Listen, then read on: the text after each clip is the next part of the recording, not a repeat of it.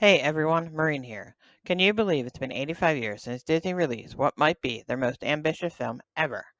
I'm talking about Fantasia, a movie that was supposed to save Mickey Mouse, but instead nearly bankrupted the studio. Yet today it's considered one of the greatest animated films of all time. So how did the box office failure become an absolute masterpiece? Let's dive into the incredible story. The story of Fantasia begins in 1938. It all started with Mickey Mouse. Now, you might be surprised to hear this, but in the late 1930s, Mickey's popularity was actually declining. Walt Disney needed something special to revive his most famous character. Walt had an idea: create an elaborate animated short of the Sorcerer's Apprentice, set to Paul Duka's classical music. But here's where it gets interesting. At a Hollywood party, Walt met the legendary conductor Leopold Stokowski. I'm sorry if I said that incorrectly. When Walt shared his vision with Stokowski didn't just agree to conduct. He suggested something revolutionary. Why stop at one piece? Let's create an entire feature-length film pairing classical music with animation. Fantasia premiered on November 13th, 1940, 85 years ago today, featuring 8 distinct animated segments, each paired with a classical masterpiece. First, we have Bach's Toccata and Fugue in D minor, pure abstract animation that sets the experimental tone. Second, Tchaikovsky's Nutcracker Suite brings dancing flowers and fairies to life in ways that still feel magical today. Third, and this is the one that started it all, The Sorcerer's Apprentice, featuring Mickey Mouse. This segment alone has become one of the most iconic pieces of animation ever created. Fourth is Stravinsky's The Rite of Spring, takes us back to prehistoric Earth with dinosaurs. Imagine Disney was teaching evolution through animation in 1940. Fifth, we have Beethoven's Pastoral Symphony, presents a mythological world of centaurs, and gods. Sixth, we have Bocelli's Dance of the Hours, which gives us dancing hippos, elephants, and ostriches in what's honestly one of the funniest sequences Disney's ever made. Seventh, Musorgsky's Night of Bald Mountain introduces us to Chernabog, arguably Disney's most terrifying villain, summoning spirits on the mountain. And finally, Schubert's Ave Maria provides a beautiful spiritual conclusion that brings light after darkness. Each segment was designed to show that animation could be more than just entertainment. It could be art. Now here's where the story takes a difficult turn. Despite all this ambition and artistry, Fantasia was not a success when it was first released. In fact, it nearly destroyed Disney financially. The production cost was about $2.3 million, an enormous sum of money for 1940. But by April 1941, the film had only grossed around $1.3 million from its initial roadshow presentations. That's a massive loss. So what went wrong? 3 major factors. First, World War II.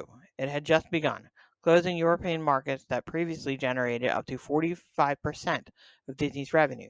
Fantasia lost its international audience overnight. Second, Disney had created Fantasound, a groundbreaking surround sound system that was basically the grandfather of modern theater audio, but it was expensive to install, meaning only a handful of theaters could actually show the film properly. Third, they released it as a roadshow, meaning limited prints in select cities, with reserved seating and higher ticket prices. This severely restricted how many people could actually see it. The film that was supposed to save Mickey Mouse instead put the studio in serious financial trouble. Walt Disney had taken the biggest risk, and it seemed to have failed spectacularly. But here's the thing about Fantasia: even though it failed commercially, it succeeded artistically and technically in ways that would change cinema forever. That Fantasound system I mentioned, it was revolutionary. This was 1940, and Disney had created an early surround sound experience with multiple audio channels. Movie theaters had never sounded like this before. While contributed to the initial financial failure, Fantasound influenced every major advancement in film audio that came after. The animation itself pushes boundaries too. The abstract sequences in Toccata and Fugue proves animation didn't need characters or stories. It could be pure visual art. The dinosaurs in the Rite of Spring showcased animation's ability to bring extinct worlds to life. And the terrifying Chernabog sequence showed animation could be genuinely frightening and dramatic. Disney proved that animation wasn't just for kids. It could be sophisticated, experimental, and artistic. So when did Fantasia go from failure to masterpiece? The transformation happened gradually, but powerfully. By the 1970s, something unexpected happened. Fantasia became a countercultural phenomenon. College students discovered it was a psychedelic experience, and the film found a whole new audience that appreciated its abstract experimental nature. Suddenly, Disney's failure was being celebrated as avant-garde art. But the real impact goes much deeper. Fantasia fundamentally changed what animation could be. Before Fantasia, animation was just seen as entertainment for children. After Fantasia, it was recognized as a legitimate art form, capable of expressing complex emotions and ideas. Think about how this influenced Disney's later work. The artistic ambition of Sleeping Beauty, the experimental sequences in Alice in Wonderland, and the nature animation in Bambi and Lion King. All of this traces back to Fantasia, proving animation could be high art. And the Sorcerer's Apprentice segment, it didn't just revive Mickey Mouse. It became one of the most referenced pieces of animation in pop culture, from Halloween costumes to video games to TV parodies. Sorcerer Mickey became an enduring symbol of Disney magic. The film was even selected for preservation in the U.S. National Film Registry, recognizing its cultural, historical, and aesthetic significance. That's a pretty big deal for a box office failure. Remember those initial losses? Well, Fantasia eventually got its financial redemption too. Through re-releases starting in the mid-1980s and especially through the home videos in the 1990s, Fantasia has cumulatedly grossed over $76 million domestically. The film that nearly bankrupted Disney eventually became profitable and just took a few decades. This proves something important. Not every success is immediate. Sometimes the most innovative, boundary-pushing work takes time for the audiences to fully appreciate it. So here we are, 85 years later. Does Fantasia still hold up? Absolutely. In 2025, symphony orchestras around the world are presenting Disney's Fantasia in concert, live performances where orchestras play the film's classical selections, while the animated sequences project on screen. The fact is, the audience is still packed. Concert halls to experience this 85-year-old film speaks volumes about its enduring power. The animation itself remains stunning. Yes, you can see it's hand-drawn, but there's an artistry and a fluidity that still impresses. The Sorcerer's Apprentice sequence is still magical. Night on Bald Mountain is still genuinely frightening, and the abstract sequences are still mesmerizing. Now, I do want to acknowledge that the original film had some racial representation issues, particularly in the Pastoral Symphony segment. These are important conversations to have, and they remind us to view historical art within its context while learning from its mistakes.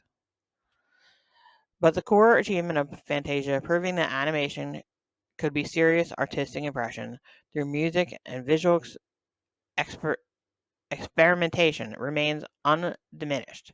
In an era where we celebrate films like Spider-Verse for pushing animation boundaries, Fantasia reminds us that Disney was doing experimental animation 85 years ago. The film's influence is everywhere. Every time an animated film uses classical music, dramatically every time animation tries something experimental and artistic, every time we see animation as more than just entertainment, that's Fantasia's legacy. Fantasia's journey from box office failure to timeless masterpiece teaches us something beautiful. True innovation often isn't appreciated immediately. Walt Disney took an enormous risk. While it didn't pay off right away, it changed animation forever. 85 years later, we're still talking about it, still watching it, still being inspired by it. That marks the true that's the mark of a true masterpiece. So here's my question for you. Which Fantasia segment is your favorite? Are you Team Sorcerer's Apprentice, Team Night on the Bald Mountain, or do you love one of the other pieces? Let me know in the comments below. And if you love Disney history content like this, make sure you're subscribed because we've got so many more amazing stories to explore together. Remember, start with love, end with kindness, and find a reason to smile today. and keep celebrating the magic of Disney. Thanks for watching, and I'll see you in our next video.